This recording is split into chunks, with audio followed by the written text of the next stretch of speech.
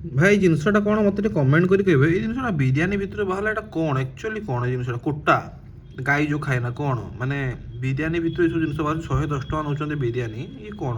Next time ମୁଁ ଆଉ ବିରିୟାନୀ ଖାଇବା ପାଇଁ ଯିବିନି। ମୁଁ କହିବିନି ସେ ତାଙ୍କର କ'ଣ ରାଇସ୍ 200 ଟଙ୍କା ବାଲା ୟୁଜ୍ କରିଥାଇ ପାରନ୍ତି 300 ଟଙ୍କା ବାଲା ୟୁଜ୍ କରିଥାଇ ପାରନ୍ତି। କ'ଣ ଜିନିଷ ଭାଇ ବାଛି ବୁଝାକି ଭଲସେ ଭାଇ ପକାନ୍ତୁ ଇଏ କ'ଣ।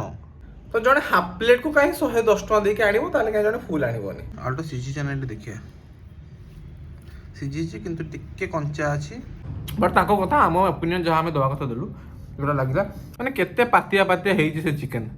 କିନ୍ତୁ ଭାଇ ଆମର ଥରେ ମାଗିଲା ରାଇସ୍ ଆଉ ନାହିଁ। ବାରିପଦାକୁ ନେଇକି ବାରିପଦା ଉପରେ 110 ଟଙ୍କା 3 ପିସ୍ ଚିକେନ୍ ଟିକେ କମ୍ ହେଇଯାଉଛି।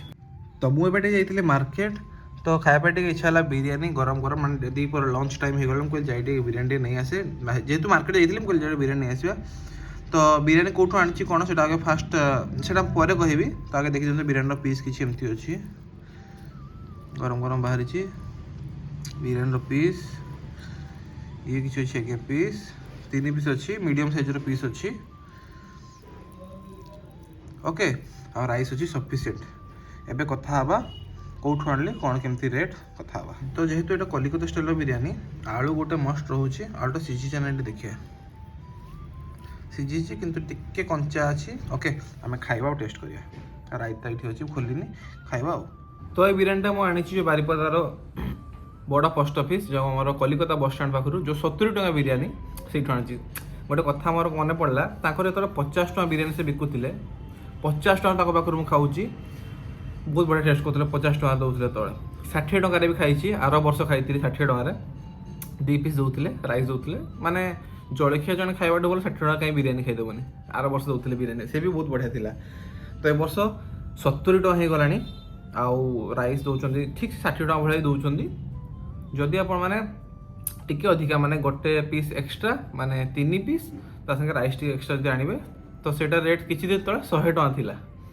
ତ ଆଜି ଗଲା ବେଳକୁ ନା 110 ଟଙ୍କା ତ ଦିନକୁ ଦିନ ରେଟ୍ ବଢ଼ି ଚାଲିଛି ଡିମାଣ୍ଡ ବୋଧେ ଭଲ ଚାଲିଛି ବୋଲି ତାଙ୍କର ଟେଷ୍ଟ ବି ଭଲ କରୁଛନ୍ତି।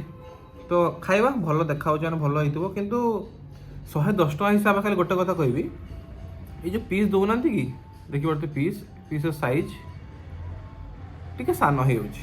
110 ଟଙ୍କା ହିସାବରେ 3 ପିସ୍ ଚିକେନ୍ ଜାଗାରେ ଲୋକ ଭୁବନେଶ୍ୱର ଭଳିଆ ଜାଗାରେ ବିକୁଛନ୍ତି ସାହୁ ବିରିୟାନୀ ବିକୁଛି 100 ଟଙ୍କାରେ ତାର ରାଇସ୍ ତ ଅଲଗା ପ୍ରକାର କ୍ୱାଲିଟି 100 ଟଙ୍କାରେ 4 ଆଗରୁ ତାର 90 ଟଙ୍କା ଥିଲା ସାହୁ ବିରିୟାନୀର ଏବେ 100 ଟଙ୍କା ହେଇଗଲାଣି। ବଟ୍ ସେଇ 4 ପିସ୍ 5 ପିସ୍ 4 ପିସ୍ ତ ମିନିମମ୍ ଚିକେନ୍ ରହୁଛି ବଡ଼ ବଡ଼ ପିସ୍ ପୁରା ରହୁଛି ଆଉ ରାଇସ୍ ହେଉଛି ଆପଣମାନେ ଅନଲିମିଟେଡ୍ ଯେତେ ଥର ମାଗିବେ ସେ ସେତେ ଥର ଦେବେ। ଏଇଟା ହେଉଛି ଭୁବନେଶ୍ୱରର ଖାସିୟତ ସାହୁ ବିରିୟାନୀର ବହୁତ ଜାଗାରେ ସେମିତି ଅନଲିମିଟେଡ୍ ରାଇସ୍ ଦିଅନ୍ତି କିନ୍ତୁ ଭାଇ ଆମର ଥରେ ମାଗିଲେ ରାଇସ୍ ଆଉ ନାହିଁ ଏକ୍ସଟ୍ରା ଏ ହେଉଛି କଥା। ଚାଲ ଖାଇବା ମୁଁ ତ ସବୁବେଳେ ଖାଏ ଯେହେତୁ ଭଲ ଲାଗେ ଖାଏ ଆଉ ଆଜି ଯେତେବେଳେ ପଚାରିଲି କେତେ ନା 110 ଟଙ୍କା ହେଇଛି ପ୍ରାଇସ୍ ଠିକ୍ ଅଛି ଦିଅ ତାହେଲେ ଚାଲ ବିରିୟାନୀ ଟେଷ୍ଟ କରେ କେମିତି କ'ଣ ଲାଗୁଛି ଭଲ ତ ଲାଗେ ଭଲ ଲାଗିବ ଆଉ ବିରିୟାନୀ ବହୁତ ବଢ଼ିଆ ଅଛି ଖାଲି ଏତିକି କହିବି 110 ଟଙ୍କାରେ ପିସ୍ ଟିକେ ସାନ ହେଇଯାଉଛି ଆଉ ନହେଲେ କିଛି ଅସୁବିଧା ନାହିଁ। ରାଇସ୍ କ୍ୱାଣ୍ଟିଟି ବହୁତ ରହୁଛି ବିରିୟାନୀ ଫ୍ଲେଭରଫୁଲ୍ ଅଛି ମସାଲାଦାର ଅଛି ଯାହାକୁ କୁହାଯାଏ ବିରିୟାନୀ ପୁରା କୋଲକାତା ଅଥେଣ୍ଟିକ୍ କୋଲକାତା ବିରିୟାନୀ ପୁରା ଆଳୁ ପଡ଼ିଛି ଅଲଗା ପ୍ରକାର ଲାଗୁଛି ରାଇସ୍ କ୍ୱାଣ୍ଟିଟି ବଢ଼ିଆ ଅଛି। ଯଦି ସେ ଚିକେନ୍ ଗୋଟେ ଧ୍ୟାନ ଦିଅନ୍ତି ଯେ ବଡ଼ ପିସ୍ କରନ୍ତେ ନହେଲେ ଏଇ ସାଇଜ୍ର 4 ପିସ୍ କରନ୍ତେ 110 ଟଙ୍କାକୁ ଠିକ୍ ଅଛି ନହେଲେ 110 ଟଙ୍କାକୁ ନେଇକି ବାରିପଦା ଉପରେ ମୁଁ କହୁନି ଯେ ବେଶୀ ହେଉଛି ବୋଲି ବାରିପଦାକୁ ନେଇକି ବାରିପଦା ଉପରେ 110 ଟଙ୍କା 3 ପିସ୍ ଚିକେନ୍ ଟିକେ କମ୍ ହେଇଯାଉଛି ଏଇ ହେଉଛି କଥା। ନହେଲେ ବାରିପଦାରେ ଏବେ ଚାରିଆଡ଼େ ସେ 80 90 100 ଭିତରେ ସବୁ ଚାଲିଛି ଓକେ। ସେମାନେ ଏମିତି ରାଇତା ପିଅନ୍ତେ ମୋତେ ଟିକେ କମେଣ୍ଟ କରି କହିବେ ଆଉ ରାଇତାଟା ତାଙ୍କର 1 ନମ୍ବର ଯେଉଁଟା ଲାଗୁଛି ଭାଇ କହୁଛି ରାଇତାଟା ବହୁତ ବଢ଼ିଆ କରନ୍ତି ଏ ହେଉଛି କଥା ଆଉ ଦେଖନ୍ତୁ ମାନେ କେତେ ପାତିଆ ପାତିଆ ହେଇଛି ସେ ଚିକେନ୍ 100 ଟଙ୍କା 3 ପିସ୍ ତାମାନେ ଆପଣମାନେ କହିବା ପାଇଁ ଗଲେ ଚିକେନ୍ 3ଟା ଆଉ ଭାତ ଖାଉଛନ୍ତି ଆପଣମାନେ କହିବା ପାଇଁ ଗଲେ 110 ଟଙ୍କାରେ ଆଉ କିନ୍ତୁ ଟେଷ୍ଟ ବଢ଼ିଆ ଅଛି ସେ ଯଦି 4 ପିସ୍ କରନ୍ତେ ଆହୁରି ବଢ଼ିଆ ହୁଅନ୍ତା। ବଟ୍ ତାଙ୍କ କଥା ଆମ ଓପିନିଅନ୍ ଯାହା ଆମେ ଦେବା କଥା ଦେଲୁ ଯେଉଁଟା ଲାଗିଲା ଠିକ୍ ଅଛି। ନହେଲେ ଆଉ ସବୁ ବିରିୟାନୀର ଭଲ ବିରିୟାନୀ ଟେଷ୍ଟ ବଢ଼ିଆ ତା ସ୍ମେଲ୍ ବଢ଼ିଆ ଫ୍ଲେଭରଫୁଲ୍ ମସାଲେଦାର ଏଇ ହେଉଛି କଥା। ରାଇସ୍ ବି ବହୁତ ଦେଉଛନ୍ତି ସଫିସିଏଣ୍ଟ ପିସ୍ ସାଇଜ୍ ଟିକେ ଆଇଦର ବଡ଼ କରିଦିଅନ୍ତୁ ନହେଲେ ଏଇ ସାଇଜ୍ର 4 ପିସ୍ ଦିଅନ୍ତୁ ମୁଁ ସେଇ କଥା କହିବି। ଚାଲ ଖାଇବା କିନ୍ତୁ 110 ଟଙ୍କାରେ ଇଏ ୱାର୍ଥ ଇଟ୍ ନୁହେଁ ଆଜ୍ଞା। ଯଦି ଗୋଟେ ପିସ୍ ଏକ୍ସଟ୍ରା ଦେବେ, ଏକ୍ସଟ୍ରା ମାନେ ମୁଁ ମୋତେ ଦେବା ପାଇଁ କୁହନି, କଷ୍ଟମର ସମସ୍ତଙ୍କୁ ଆଇଦର ଏଇ ପିସ୍ ଟିକେ ବଡ଼ କରିବେ। ଇଏ ହେଉଛି ମୋର ଅପିନିଅନ୍ ଥିଲା। ମୁଁ କହିବା କଥା କହିଲି, ସେ ତ କରିବେନି କି ନ କରିବେ ସେଇଟା ତାଙ୍କ ଉପରେ ନିର୍ଭର କରେ, କିନ୍ତୁ ମୁଁ ଯାହା କହିଲି ଠିକ୍ ଅଛି। ଆଉ ତାଙ୍କର ବିରିୟାନୀର ହାଫ୍ ପ୍ଲେଟ୍ ପ୍ରାଇସ୍ ହେଉଛି 70 ଟଙ୍କା। 70 ଟଙ୍କା 2 ପିସ୍ ଦେଉଛନ୍ତି, ରାଇସ୍ ଦେଉଛନ୍ତି, ଯଦି ଖାଇବା କଥା ଆଉ 70 ଟଙ୍କାରେ ଯଦି ଆମ ଭାଇଙ୍କ ପାଖରେ ଆପଣମାନେ ବିରିୟାନୀ ଖାଉଛନ୍ତି, ସେଇଟା ତାହେଲେ ୱାର୍ଥ ଇଟ୍। 2 ପିସ୍ ଚିକେନ୍ ରହୁଛି, ଆଉ 110 ଟଙ୍କାରେ ଗୋଟେ ପିସ୍ ଏକ୍ସଟ୍ରା ରାଇସ୍ ଦେଲେ କ'ଣ ହେଇଯିବ, ସେ ହେଉଛି କଥା। ଭାଇ ଜିନିଷଟା କ'ଣ ମୋତେ ଟିକେ କମେଣ୍ଟ କରି କହିବେ, ଏଇ ଜିନିଷଟା ବିରିୟାନୀ ଭିତରେ ବାହାରିଲା ଏଇଟା କ'ଣ ଆକ୍ଚୁଆଲି କ'ଣ ଏଇ ଜିନିଷଟା? କୋଟା ଗାଈ ଯେଉଁ ଖାଏ ନା କ'ଣ, ମାନେ ବିରିୟାନୀ ଭିତରେ ଏସବୁ ଜିନିଷ ବାହାରୁଛି, 110 ଟଙ୍କା ନେଉଛନ୍ତି ବିରିୟାନୀ, ଇଏ କ'ଣ ଭାଇ ବିରିୟାନୀ ଭିତରୁ ବାହାରିଲା? ଯଦି ଆପଣମାନେ ଜାଣିଥିବେ ମୋତେ କମେଣ୍ଟ କଲେ, ଜିନିଷଟା ଯଦି ମୁଁ ଜାଣିନଥିବି କାଳେ ଭୁଲ କହୁଥିବି, ଜିନିଷଟା ଆକ୍ଚୁଆଲି କ'ଣ, ମାନେ ହ୍ୱାଟ୍ ଇଜ୍ ଦିସ୍ ଭଗବାନ, ମାନେ ଛି ୟାର ଏଇଟା କ'ଣ ମୁଁ ତ ଜାଣିପାରୁନି। ଯଦି ଆପଣମାନେ ଜାଣିଛନ୍ତି ମୋତେ କମେଣ୍ଟ କରନ୍ତୁ।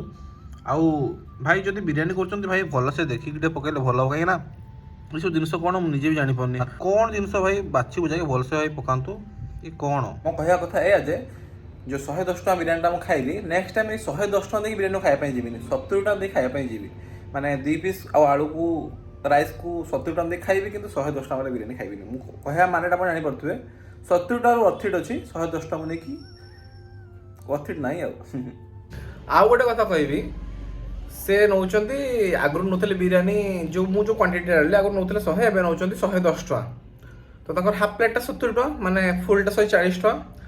ତ ଜଣେ ହାଫ୍ ପ୍ଲେଟ୍କୁ କାହିଁ 110 ଟଙ୍କା ଦେଇକି ଆଣିବ, ତାହେଲେ କାହିଁ ଜଣେ ଫୁଲ୍ ଆଣିବନି? ମୋ କହିବା ମାନେ ଜାଣିପାରୁଥିବେ, ହାଫ୍ଟା 70 ଟଙ୍କା, ତାମାନେ 110 ଟଙ୍କା ନେଉଛନ୍ତି, ମାନେ 40 ଟଙ୍କା ସେ ଏକ୍ସଟ୍ରା ନେଉଛନ୍ତି। ତ ଏକ୍ସଟ୍ରା ଯଦି ନେଉଛନ୍ତି, ତାମାନେ ଗୋଟେ ପିସ୍ ଚିକେନ୍ ଆଉ ରାଇସ୍ ଦେଉଛନ୍ତି। ତ ଯଦି ଫୁଲ୍ଟା ଯଦି ଜଣେ ନେବ ଯିଏ 140 ଟଙ୍କା ଦେଇକି 4 ପିସ୍ ପାଇବ, ସେ କାହିଁକି 4 ପିସ୍ ଚିକେନ୍ ଆଉ ଆଳୁ ଗୋଟେ ରାଇସ୍ ଟିକେ ନେବନି?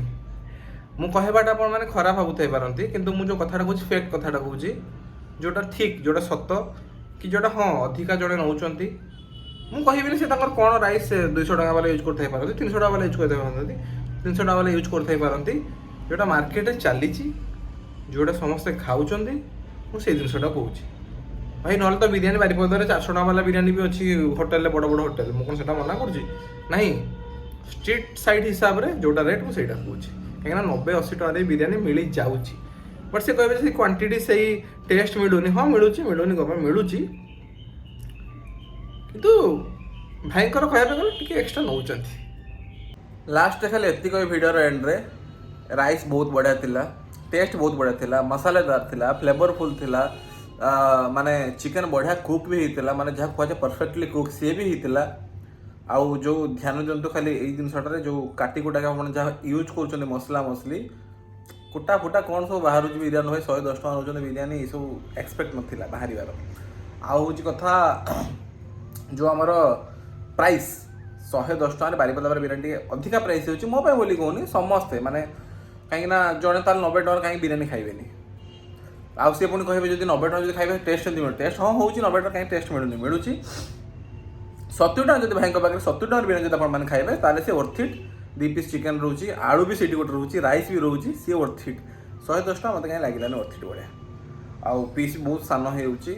110 ଟଙ୍କା ଯଦି 4 ପିସ୍ ଦିଅନ୍ତେ, କି ସେଇ ପିସ୍କୁ ଟିକେ ବଡ଼ କରନ୍ତେ, ତାହେଲେ କିଛି ହେଇପାରିବ। ତ ଆମ ଅପିନିଅନ୍ ଆମେ ଦେଇଦେଲୁ। ତ ଦେଖା ଗୋଟେ ନୂଆ ଭିଡ଼ିଓରେ ରହିଲି। ଯଦି ଭିଡ଼ିଓ ଭଲ ଲାଗିଛି ଲାଇକ୍ କରନ୍ତୁ, କମେଣ୍ଟ କରନ୍ତୁ, ସେୟାର କରନ୍ତୁ। ରହିଲି, ଜୟ ଜଗନ୍ନାଥ।